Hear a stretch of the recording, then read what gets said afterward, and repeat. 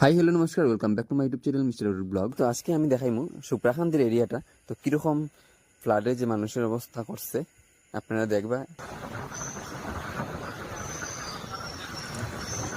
দেখুন সুপ্রাকান্তি মানুষের দুর্দশা, তারা আশ্রয় শিবির, কখনো রেলওয়ে স্টেশন, উপায় নাই, কিচ্ছু করার নাই। যতদিন না জল নামবো ঘর থেকে ততদিন তারা এই স্টেশনেই থাকবো।